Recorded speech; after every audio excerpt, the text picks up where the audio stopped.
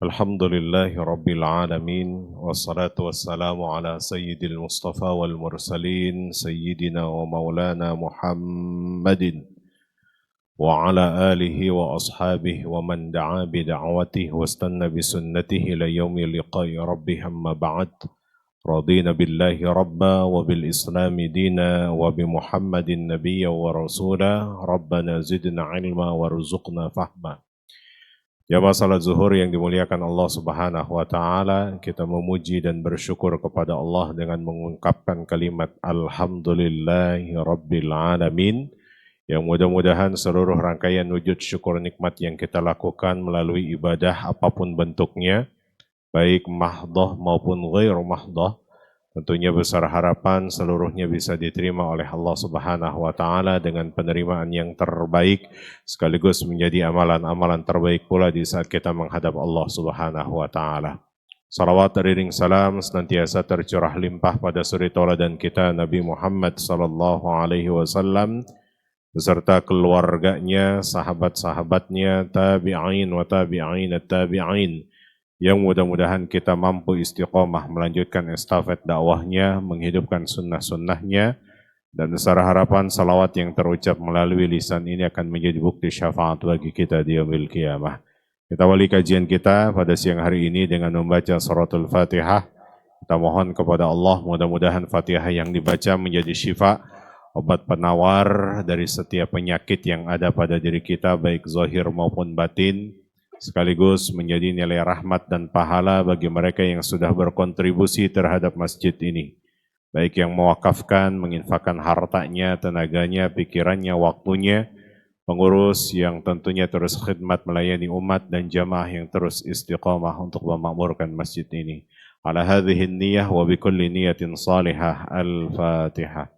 A'udzu billahi minasyaitonir rajim. Bismillahirrahmanirrahim. Alhamdulillahi Rabbil Alamin Ar-Rahmanir Rahim Maliki Yawmiddin Iyyaka na'budu wa iyyaka nasta'in Ihdinas siratal mustaqim Siratal ladzina an'amta 'alaihim ghairil maghdubi 'alaihim waladdallin. Amin. Baik, insyaallah ladaina ma'ana al-kitab bismi Bidayatil Hidayah. Jadi siang ini izinkan kita akan mengkaji satu kitab karya daripada Syekh Hujjatul Islam yang kita kenal dengan Al-Imam Al-Ghazali. Asal namanya adalah Al-Imam Abu Hamid bin Muhammad Al-Ghazali. Ya, sebagaimana kita tahu beliau itu merupakan Hujjatul Islam. Ya, jadi argumentator Islamnya itu adalah ada di beliau semuanya. Kalau Nabi pernah menyampaikan khairul quruni qarni. Jadi sebaik-baik generasi itu adalah generasiku. Humal ladzina yalunahum. Yang kemudian nanti akan muncul yaitu generasi sahabat-sahabatku. Humal ladzina yalunahum. Terus siapa lagi? Generasi setelah itu yaitu tabi'in. Nah, jadi dalam Islam itu tidak pernah kehilangan sebuah generasi, bahkan tidak pernah kehilangan seorang orang hebat. Pasti per 100 tahun itu akan ada mujaddid baru, sebagaimana kalau terhitung setelah Umar bin Abdul Aziz, maka muncullah yaitu sosok yang kita kenal dengan Al-Imam Abu Hamid bin Muhammad Al-Ghazali. Makanya beliau mendapatkan gelar dinamakan dengan Hujjatul Islam. Sekalipun ada beberapa orang yang tidak suka dengan pandangan beliau, wajar. Biasa kalau dalam akademisi, ya, dalam akademisi ketika tidak berbeda pendapat dengan beliau, wajar ketika beliau sampaikan. Tapi forumnya itu pun juga harus forum yang tepat. Ya, tidak seperti halnya sekarang ini. Saya lihat banyak menyatakan dirinya sebagai alim tapi niradab, tapi su'ul adab, bahkan hanya di konten-konten saja ketika diadakan untuk diskusi bersama, ini jarang sekali ya kita temukan. Makanya dulu di zaman para ulama-ulama salafun as-saleh, kalau mereka sudah membuat karya mereka akan kumpulkan itu para ulama-ulama untuk mengkritisi karyanya. Salah satu di antaranya adalah Al-Imam Malik rahimahullah, yang kemudian beliau kumpulkan para ulama-ulama untuk mengkritisi karya beliau tentang Al-Muwatta. Ya, makanya sampai saat ini kitab Al-Muwatta itu lebih identik dengan kitabnya Al-Imam Malik. Sekalipun para ulama-ulama yang lain banyak menyusun kitab-kitab terkait Al-Muwatta. Al-Imam Al-Ghazali ini usianya kurang lebih sekitar 55 tahun hidup. Tapi karya beliau itu jauh lebih banyak daripada usianya.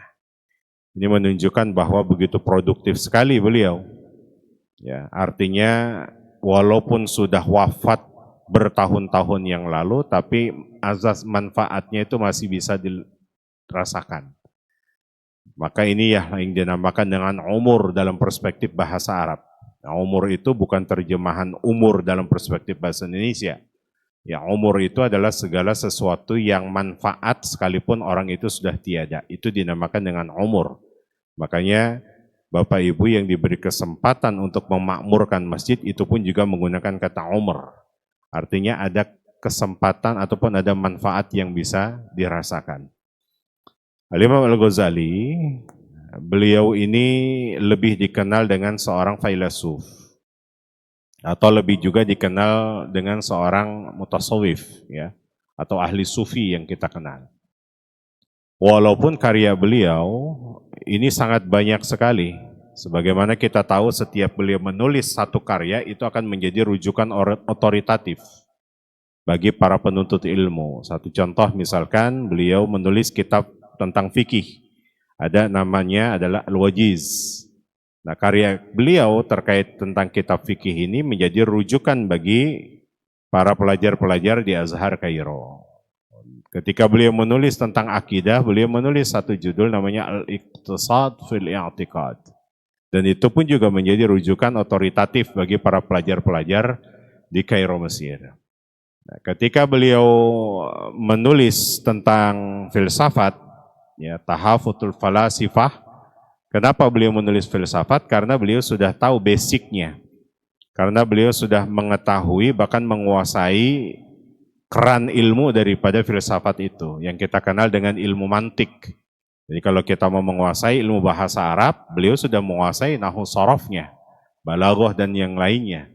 Nah, sementara beliau menguasai ilmu filsafat karena beliau sudah tahu dasarnya yaitu ilmu mantik. Makanya beliau bisa memprediksikan ini filsafat yang bid'ah, ini filsafat yang haram, dan ini filsafat yang dibolehkan. Begitupun sebaliknya, sekalipun nanti di masa berikutnya beliau dikritisi kitabnya oleh siapa? Muhammad Abduh misalkan, Tahafutut Tahafut. Nah, disitulah boleh dikritisi, tidak masalah. Ya, yang penting tidak niradab. Niradab itu seperti halnya sekarang fenomenanya. Tidak suka terhadap orang, akhirnya subjektif dia menilai, bukan mengkritisi daripada karyanya. Nah, ketika itu barulah Al-Imam Al-Ghazali lebih cenderung kepada tazkiyatun nafas. Maka beliau menyusun satu kitab yang fenomenal sampai saat ini, itu bisa dikaji oleh masyarakat-masyarakat, tidak hanya di kalangan pelajar, bahkan di kalangan umum juga, yang kita kenal dengan kitab Ihya Ulumiddin, yaitu menghidupkan ilmu-ilmu agama. Nah, cuma memang ini menjadi evaluasi bagi kita. Kalau masjid-masjid itu mengkaji sebuah kitab beliau, di kitab Ihya Ulumiddin, itu jangan langsung kepada kitab Ihya-nya. Dalam Islam itu diajarkan kita untuk tadarruj. Tadarruj itu artinya bertahap, berproses.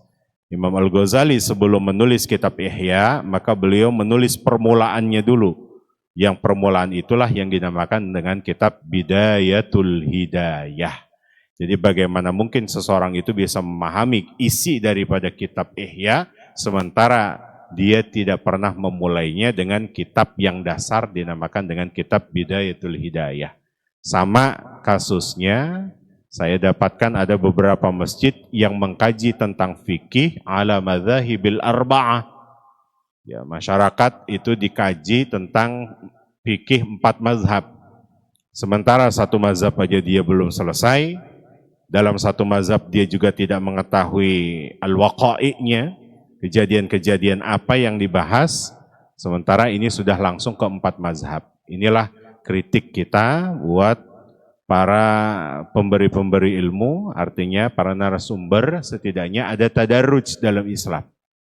Sebab kita ini bukan keturunan Nabi, sekali lagi. Makanya harus dibuktikan dengan jalur apa? Sanad keilmuan. Orang bersanad itu pun tadarruj.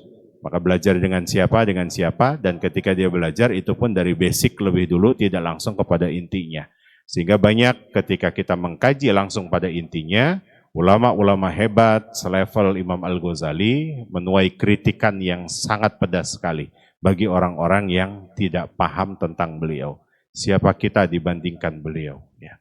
Maka Bapak Ibu yang dirahmati Allah Subhanahu wa Ta'ala, ladaina kitab, di tangan kita ini ada yang namanya kitab Bidayatul Hidayah. Ini merupakan permulaan dari sebuah hidayah, karya daripada Al-Imam Abu Hamid bin Muhammad Al-Ghazali. Sekalipun nanti karya Imam Ghazali ini ada yang dikritisi oleh Muhammad Abduh, yaitu wajar. Dalam akademisi itu biasanya wajar, ya. Akan ada kritik-kritik lagi. Termasuk kalau kita mengkaji kitab Fiqhus Sunnah, karya daripada Sayyid Sabiq misalkan. Enggak semuanya ternyata yang tertuang dalam fikih sunnah itu, yang terdiri dari 4 jilid, itu semuanya kumpulan hadis-hadis sahih. Ya, ternyata akhirnya ditahqiq lagi oleh ulama-ulama. Barulah dia dapatkan dari 4 jilid, tinggal 1 jilid, itu yang